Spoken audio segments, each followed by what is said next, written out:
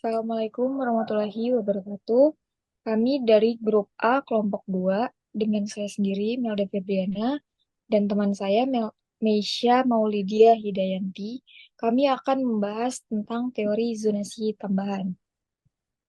Jadi, pengertian zona tambahan ini di sini merupakan zona transisi antara teritorial laut dan zona ekonomi eksklusif atau ZE. Dan dalam perkembangannya, zona ini tenggelam di antara peranata hukum laut yang lainnya. Zona tambahan adalah area laut yang terletak di luar batas laut teritorial suatu negara, biasanya sejauh 24 mil laut dari garis dasar.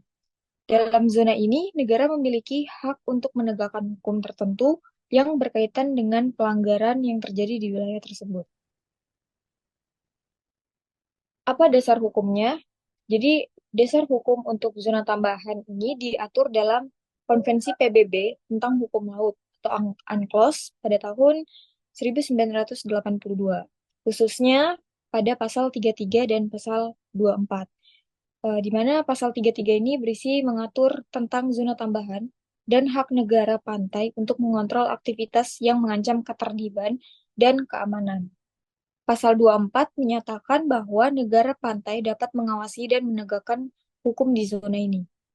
Eh, Adapun batas zona tambahan seperti yang ada di gambar ini, terdapat jarak dan garis dasar, di mana jarak zona tambahan membentang 12 mil laut di luar batas laut teritorial, dengan tambahan 12 mil laut. Jadi total jarak dari garis dasar mencapai 24 mil laut.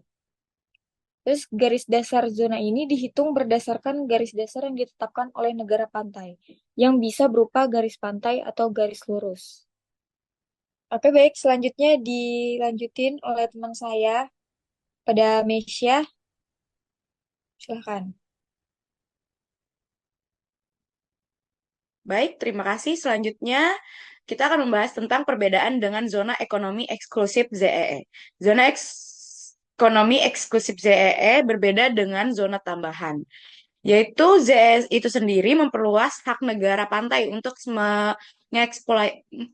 mengeksploitasi sumber daya alam di laut dan dasar laut hingga 200 mil laut dari garis dasar. Zona tambahan berfokus pada penegakan hukum dan perlindungan dari pelanggaran hukum, bukan eksploitasi sumber daya.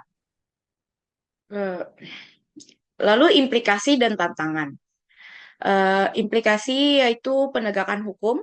Negara pantai harus memiliki kapasitas untuk menerapkan hukum di zona tambahan yang bisa menjadi tantangan terutama bagi negara-negara kecil dengan sumber daya terbatas.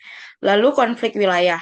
Ketegangan dapat terjadi antara negara-negara mengenai batas-batas zona tambahan, terutama di daerah dengan sumber daya yang kaya atau jalur pelayaran yang strategis. Lalu kerjasama internasional. Diperlukan kerjasama antara negara-negara untuk mengelola zona tambahan secara efektif, terutama dalam menangani masalah lintas batas seperti perikanan ilegal dan pencemaran. Selanjutnya, contoh penerapan. Contoh-contoh yang bisa saya dan rekan saya berikan yaitu negara-negara dengan zona tambahan. Banyak negara seperti Indonesia, Australia, dan Amerika Serikat menerapkan zona tambahan untuk mengawasi aktivitas di perairan mereka. Kasus spesifiknya, misalnya Indonesia menggunakan zona tambahan untuk mengontrol perikanan dan melindungi sumber daya laut dari penangkapan ikan ilegal. Sekian dari kelompok kami. Saya dan Melda pamit undur diri dan mengucapkan terima kasih. Assalamualaikum warahmatullahi wabarakatuh.